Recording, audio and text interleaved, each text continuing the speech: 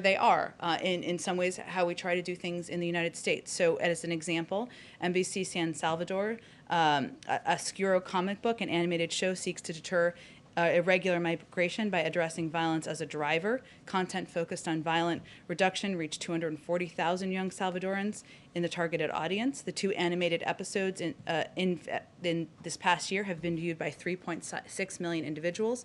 So each country is taking different approaches. Our embassies on the ground are obviously the experts working with countries, to your point, Steve, to figure out how to communicate clearly in languages that will be received by the people in these countries, and communicate clearly this is not the time to come, our borders are not open, and we will continue to pick this up in the weeks and months ahead.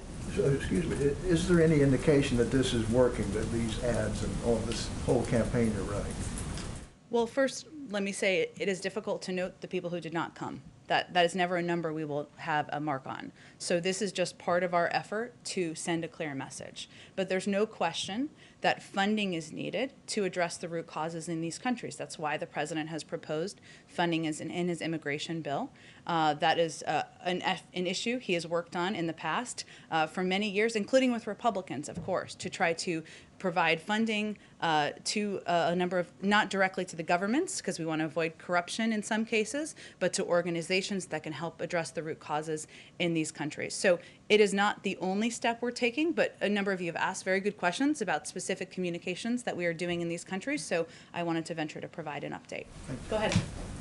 Now that the public is seeing some of the images, because the congressional delegation provided some photos and descriptions about what they witnessed, children who are frightened and crying, overcrowded conditions. Now that the public has seen that, is that not a crisis? And what conditions or situation, what metrics would have to be in place for the administration to call it that? Well, children presenting at our border who are fleeing violence, who are fleeing prosecution, who are fleeing terrible situations is not a crisis. We feel that it is our responsibility to humanely approach this circumstance and make sure they are treated and put in conditions that are safe. I will say that these photos show what we've long been saying, which is that these Border Patrol facilities are not places made for children. They are not places that we want children to be staying for an extended period of time. Our alternative is to send children back on this treacherous journey. That is not, in our view, the right choice to make. And so our focus now is on solutions and putting in place policies, including expediting processing at the border, opening up additional facilities, something that you've seen developments on over the past several days, and there'll be certainly more on. Restarting our Central American Minors Program, which was stopped in 2017. Thousands of kids should be eligible to apply for that, so they're not making this journey. So our focus is on solutions and implementing them as quickly as possible. The president said he is open to going to the border at some point.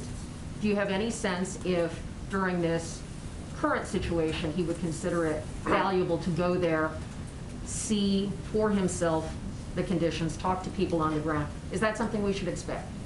I don't have any trips to preview for you. I can tell you that the president is briefed regularly on the situation at the border, and every step that he is pushing his team to take, that his team is taking to put in place actions, to put in place solutions that will expedite processing, get kids into shelters more quickly.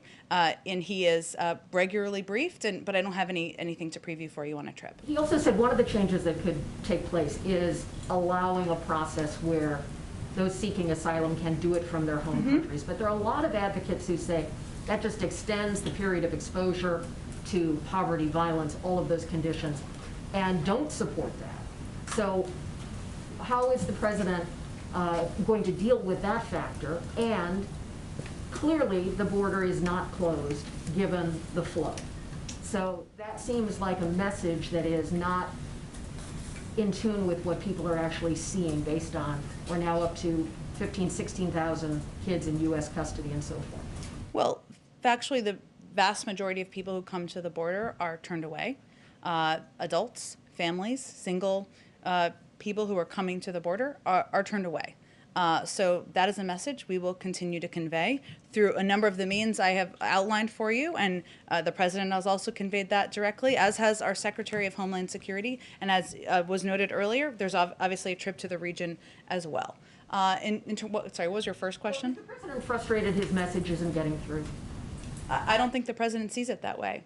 The President, the Secretary of Homeland Security have all conveyed that there are a number of factors at play here, including the fact that a number of the people who are making this treacherous journey are fleeing circumstances that are difficult on the economic front, to hurricanes, gang violence. There are smugglers who are making their own pushes about how this is the time to come. So we understand we're working against a lot of push factors that are pushing people to come to the region, come to the border.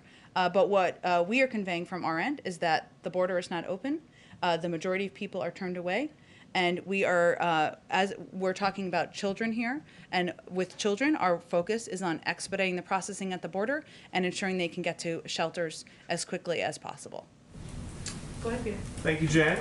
So now that Border Patrol agents in the Rio Grande Valley are letting adult migrants go without even issuing notices to appear, is the Biden immigration policy just becoming more of like the honor system? That is an inaccurate depiction of what's happening at the border. So there's no change in policy. The border remains closed. Families and single adults are being expelled under Title 42 and should not attempt to cross illegally. In the narrow circumstances in which families can't be expelled, the family is tested and quarantined as needed and placed in immigration proceedings to commence.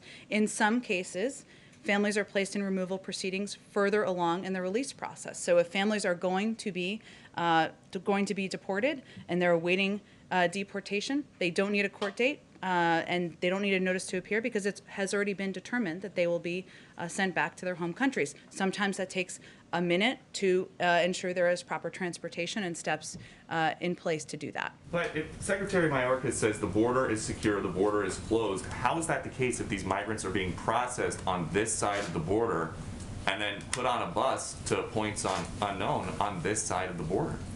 Well, again, there are limited cases where there are families, because they can't be held in Mexico, who are processed, tested, considered at the border. Most of them are sent back to their home countries. Those are very limited cases, and it's certainly not a depiction of the overarching policy. Okay, 2 years ago, President Biden said, we're a nation that says you want to flee and you're fleeing opposition, you should come.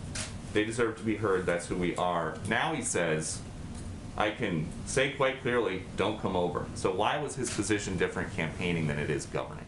Well, I think that sometimes there's language that is used by some that is not including the full context of his comments. I will say that he still believes that he wants our country to be a place where there is asylum processing at the border, where people are considered and go through a proper process, who are fleeing prosecution, who should be considered for immigration status. That is a process that is broken. It was broken by the last administration, and he wants to put in place a process through an immigration bill, through steps taken by our Department of Homeland Security and HHS to improve that process and make it safe, efficient, and effective. We're going to need some time to do that. And the president says, he told us yesterday, I know what's going on in these facilities. You say that he's been briefed with photos from the inside. Multiple times. He's been briefed multiple times about immigration and often has a number of, has regular sets of questions for his teams. So what is his concern about this being a super spreader event where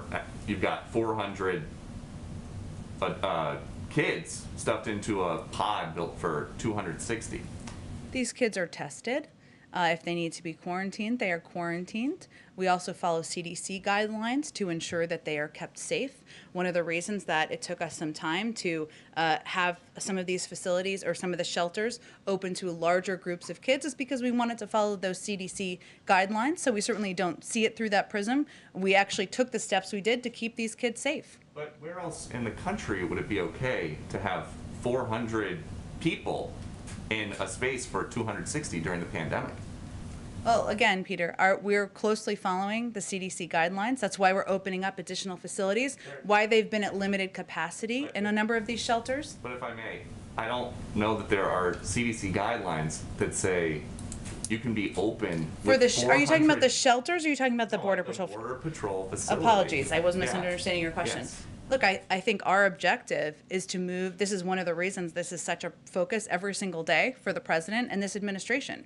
We want to move these kids as quickly as possible through these facilities and into the shelters where there is safe spacing, and then move them into homes where there is safe spacing. And we are concerned about the public health impact. That's why we're putting in place a number of policies to expedite these processes. But at that first stop, it's just not happening. And that is part of the federal government that you guys are in charge of.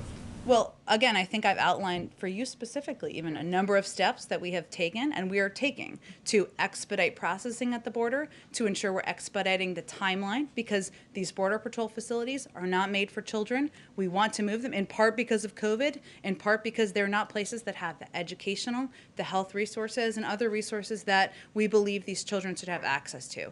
That's where all of our focus is on, and why we're working to expedite things. We have a plan. We're implementing it, and we're confident we're going to be successful. We just have limited time, so I just want to go ahead. A couple questions on the vaccine, Jen. Assuming that AstraZeneca gets the green light from the FDA, what's the administration's plans for distributing that vaccine?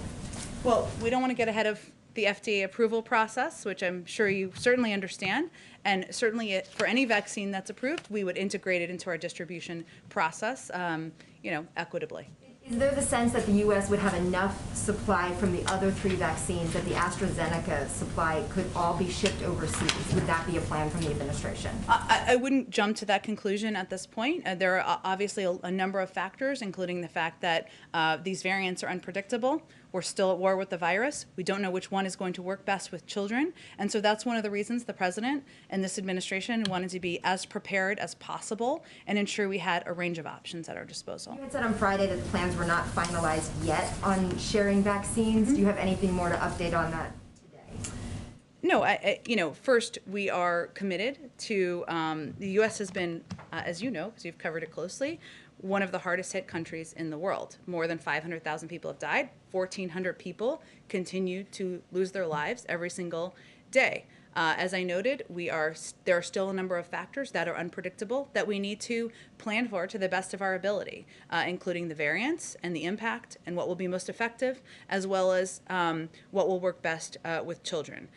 We are, as we get increasing confidence that we have enough vaccine, we will explore options for sharing more broadly. We want to largely be a part of the global solution here. We recognize fully that in order to defeat the pandemic globally, the global community needs to be vaccinated, but there's a shortage of supply at this point around the world, but also including around the country still. And as you know, because you all talk to governors and other elected officials, they are still looking for supply. There's still people who want the vaccine who don't get the vaccine. We are not sitting on a secret dose of supplies. We are focused on getting these out the door as quickly as possible at this point. One more. The president on Friday seemed to suggest that he thinks you could double the goal. 100 million shots in the first 100 days already hit. And he said, we hope we can keep the pace, 2.5 million a day, maybe able to double it. Is the new goal now 200 million shots before day 100? We don't have a new goal to set. Our team is looking at that. We certainly want to put one out publicly once our health and COVID team has taken a look at what's viable, and hopefully we'll have more on that soon. Go ahead, Josh. Can I ask a follow-up the meeting over the weekend last week with the Chinese Sure. delegation in Alaska? Did the president get what he wanted out of that meeting? Does he have any response to what came from it? And where does it leave the countries now going forward? For instance, is the prospect of some sort of bilateral meeting between President Biden and President Xi now more or less likely? Is there anything you can give us on that? Well, we expected tough and direct talks with the PRC on a wide range of issues, and that's exactly what happened. And I know there's been a lot of focus on some of the public theatrics or more dramatic public piece, but I can assure you from talking to our national security team that it was a substantive meeting. It was a 2-day meeting. They covered a range of issues from our concerns about human rights abuses to aggression in Hong Kong, Taiwan, our concerns there, our concerns about economic and intellectual property. And we also, of course, talk about ways we can work together. So we're taking stock of where we are. This is where we are now. I expect the president will certainly be talking with his national security team, well, Jake Sullivan and Tony Blinken, our Secretary of State, National Security Advisor, who traveled, and we will have close consultation with allies and partners on the way forward. We'll continue to work with China, of course, going forward, where it's in the interest of the American people. But in terms of next steps, Anchorage was a standalone meeting, and we don't have anything more to determine about what's next. And today, the U.S., EU, and other countries announced new sanctions on China with respect to human rights abuses. Did anything happen that happened in Anchorage affect that? In other words, would the U.S. have not participated in that had certain conditions been met? Is there any link between the two? And what next steps do you think? China has retaliated against the EU. Do you expect U.S. retaliation? And is there any more sanctions that you would do if they don't act to change course with respect to the treatment of these minority groups? Well, on the first question, I'm not aware of any linkage or plans to pull that back. Obviously, this was a reaction to what we felt were serious human rights abuses. Obviously, the Europeans felt this as well against members of Xinjiang's ethnic and religious minority groups. And no meeting would change our concerns related to that. And we took action, as you noted, in unity with the United Kingdom, Canada, and the European Union, who also acted against human rights abusers in connection with these atrocities. This demonstrates our ongoing commitment to work multilaterally to advance respect for human rights. And we continue to have grave concerns about China's crimes against humanity and genocide on Uyghurs in Xinjiang. But I don't have anything to predict for you on future sanctions. Obviously, this is an issue that was raised in this meeting last week and was an issue that was raised by the president in his conversation with President Xi just a few weeks ago. What will the U.S. do, if anything, if China doesn't change its approach? Is this sort of a one-stop sanction, or down the road will this be revisited and are further sanctions possible? I mean, they've given no indication that they would change approach. In fact, they have more or less doubled down that they're doing nothing wrong with respect to these minority groups. Well, clearly sanctions are meant to deter behavior, but I'm not going to rule in or rule out any actions when we're at not even day 60. What day are we at? 62? I'm not even sure. Of the administration, I can assure you that obviously this is, again, we will be evaluating what the appropriate next steps are in close coordination with our partners and allies around the world. And as Secretary of State noted in his comments after this meeting, we are certain that the Chinese are noting that we are working much more closely with our allies and partners than had happened over the last 4 years, that we are focused on taking steps to invest in and improve our economic competition here at home. Those are all steps we're certain they're taking note of. Sorry, very briefly, Go on ahead. the Guatemala trip, the president's proposal for $4 billion in aid for the Northern Triangle has made allusions to conditions that might be placed on it, reforms, anti-corruption efforts, that sort of thing. Is this something that Ambassador Jacobson will raise at all? In other words, are you going to be seeking changes in exchange for any funding, aid funding that might go to the region during this trip? Will you specify any particular asks in that regard? That's a great question. I will also note that there's also a part of the trip, a delegation, as our new special envoy for the Northern Triangle, who I'm certain will be playing a prominent role in leading these efforts and negotiations moving forward. Obviously, addressing issues like corruption, violence in the region and in these countries is something that is often raised with the government because we need to work through this funding mechanism through the immigration proposal with our own Congress. I don't have anything to kind of detail for you in terms of what those conversations will look like, but I'm sure when they come back, we will do a robust readout of their conversations. Okay, thank you. Go ahead. Yes, thank you. Why hasn't the administration sought a supplemental funding to send resources to the border to help the migrant children, the unaccompanied minors? Is that something that's in the offing? Well, I know Secretary Mayorkas has spoken to this exact question, which is a great one, and what he has conveyed is that the funding is not the root issue here, that there are larger issues or issues that we have been focused on working through, including processing, identifying additional facilities that we think will help address the challenges we're seeing at the border. Okay.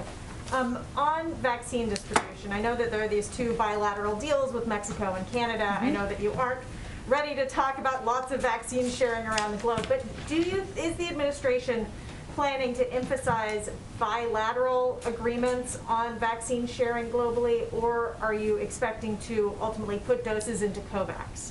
We, of course, remain committed to working through COVAX. We provided the most funding to COVAX of any country in the world with $4 billion.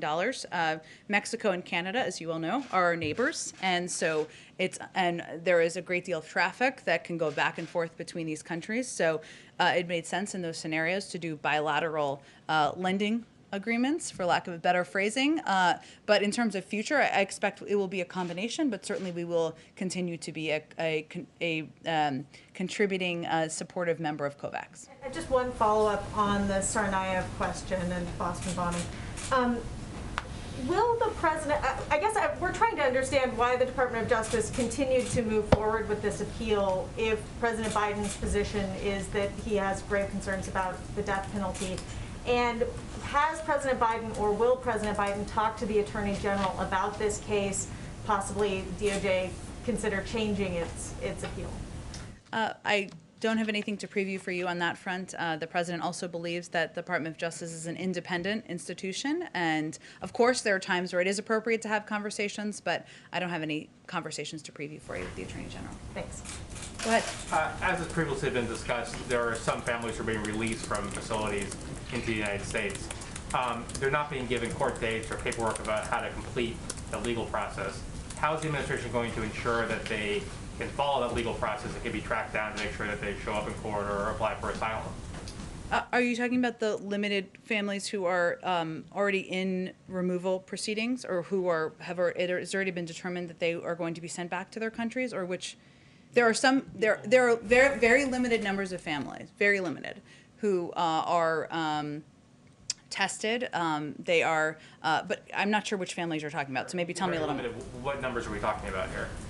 It's a great question. I would just point you to CBP and DHS for the specific numbers. They release that data and they have it more at hand. I mean more so when there's a certain capacity at some of these facilities on the border that they're being released and not being given paperwork about when to, show up. And the migrants who have spoken to our reporters on the border are confused about how to push forward their asylum claims and how to, pursue staying somehow.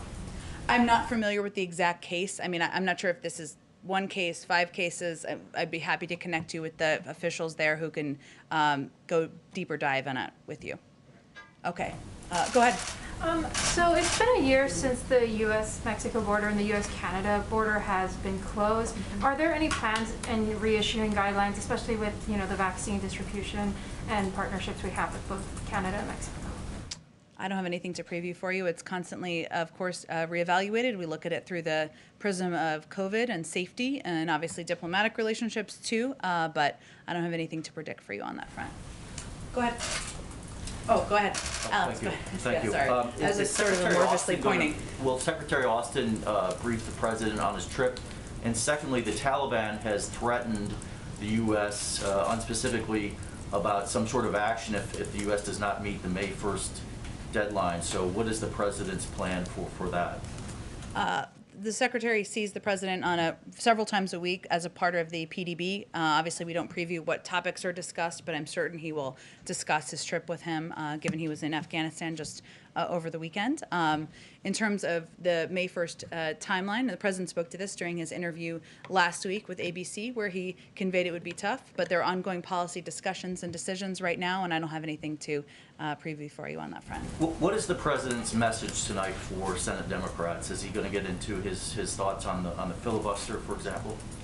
Well, he'll take some questions from them, so I'm certain they can ask a range of topics. I think he certainly wants to convey to them his gratitude for working with him on the American Rescue Plan, and commit to them that he is not done yet. He has more work to do, and he looks forward to working with them on continuing to build the economy back better, work to increase American competitiveness at home, and have a conversation with them. He'll take their questions as well. But does he expect to get into the filibuster? Naturally, I would assume that's going to come up. It may. We'll see. I'm sure if they have questions about it, I'm sure he's happy to discuss it with them. And then Yeah, just go ahead. lastly, we expect that there's going to be a number of judicial nominations coming soon. Can you give us an update on that? And secondly, when will we hear more about the Bob Bauer commission and what will come from that? I don't have, soon there will be judicial nominations. I don't have a timeline for you or anything like that. It is something the president remains committed to. As maybe we've talked about in the past, I can't remember. He obviously wants it to be representative of our country, and I think that'll be reflective at the appropriate point in time. In terms of the Judicial Commission, I don't have a timeline on that for you either. Go ahead. All right, two questions, including one from people who can't be here today. Sure. First of all, just on the border, right at the start of the administration, when President Biden signed executive orders overturning President Trump's orders and so on, I mean, with hindsight, does he regret not speaking more clearly and more forcefully, saying, do not come to the border? Well, was a message sent that President Biden's America would be more welcoming? We've been conveying the messages that I have just conveyed from the beginning. Did you have a second question? President Obama is taking part, I think within the next hour, in an event with Protect Our Care, talking about the Affordable Care Act. Has he? The question is, has he visited the White House yet, or indeed, are there any? Do you know how often he has spoken to President Biden, and are there any plans for him to take part in advocacy at administration events going forward? Well, I will say, having a unique view of this question, they were not just president and vice president. They are friends, and they consult and talk about a range of issues. I would expect that continues through the course of President Biden's presidency. That can be done over the phone, it turns out. And I think if President Obama had been here, you would all know he's a recognizable figure. But I expect, given former President Obama's work on the Affordable Care Act, President Biden's commitment to expanding access to health care throughout his presidency, that it's an issue they'll talk about. But in terms of what he'll be involved in, I would point you to his team. Eric Schultz, I can give you his phone number if you need it. Do you know how many times they've spoken since Inauguration Day? I don't have an exact number for you. They keep in regular touch, and our teams are in regular touch about a range of issues. Go ahead in the back. Thanks, Jen. First off, before I get into my other questions, just checking on the president. He fell going up the steps to Air Force One on Friday. Is he doing okay? He's 100% fine. I don't know if you've been up those steps. They're a little tricky sometimes, but he's doing great. I've not been up those. Then, did he see a doctor? Did he have to see a doctor over it? I'm not aware of that being required. There's, of course, a doctor who travels with the president, any president of the United States, but I'm not aware of it needing actual extensive medical attention. Okay, great. And then on the border, of course. Was it no? Yeah. Well, I'm not trying to be, there's a doctor who travels with him. He was walking around, as you all saw, by the end of the day. So I'm just trying to be completely transparent. He's absolutely fine, as he was on Friday, was this weekend. He spent the weekend at Camp David. He's good. Go ahead. Okay. On the border, you said a few times today that the majority of migrant families are turned away. DHS said last month that number was 42%. That's down significantly from, say, last October when it was over 90%. So what's your threshold for the majority? The majority of people, families, everybody who comes to the border, if you look at those overarching numbers, is turned away. DHS is the right authority for specific numbers and data on all that front, so I'd certainly encourage you to keep talking to them. So also you are opening up new facilities. One of the options that's being reported over the weekend is spending $86 million on hotel rooms for some migrants and feeding them. How do you square that with the National Guard troops who were sleeping in parking garages and, some of them got sick from having contaminated food? That's a disparity a lot of people are pointing out, that our National Guard was treated one way and then illegal immigrants are going to be put in hotel rooms. Well, first let me say that at the time when we became aware of the conditions National Guard troops were in parking garages, as you noted, the president called the head of the National Guard that day and offered his assistance, offered to play any role that he could play, boosting morale, asking for more aid, making sure they had the right, were treated in the way that they deserved for the incredible role they've played. So I know that was some time ago, but that was the reaction he took at the time. If I may, one more on Rachel Levine. Her confirmation has gotten a lot of opposition from Republicans, specifically about the COVID nursing home scandal. She's implicated in Pennsylvania for signing a directive on May 18th while taking her own mother out of the nursing home. There was over 12,000 senior deaths. That's half of the deaths, COVID deaths in Pennsylvania. This is the same scandal that Cuomo is facing in New York. And the governor in Pennsylvania is under investigation. So why does your administration feel that Rachel Levine should get a pass on this and get such a high official position at the Health and Human Services Department? I'd have to look into more specifics of the details here. It does not sound at all to me like that her scenario is similar to the scenario in New York, but we'll follow up with you if we have more to offer. Go ahead in the back. Thank you. Just first to follow up on Alex's question about the remarks to the Senate Democratic Caucus tonight. Is there a reason why the press pool was allowed into the remarks to the House Democratic Caucus, and that is not the plan for the Senate Democrats? Was that something that was a White House decision or something that Senator Schumer and company decided? I'm happy to check on the access question. I certainly know that you guys like to have access to these these events. I will check and see what's possible. And then a question on a foreign policy topic, which I think you're familiar with through the years. Senator Menendez is leading a group of senators who are pushing for the White House to recognize the events of the Armenian genocide as a genocide rather than as atrocities of some general form. Is there any update on the planning on that? We're certainly aware of Senator Menendez's efforts, but I don't have any update on our policy. Go ahead in the back. President Biden said yesterday that he regrets Turkey's withdrawal from the Istanbul Convention concerning violence against women. Is it to say that he has no capacity to make the difference on values with this ally? That President Biden has no capacity? Certainly we hope that's not the case. Turkey is a long-standing and valued NATO ally. We've shared interest in countering terrorism, ending the conflict in Syria, and deterring malign influence in the region.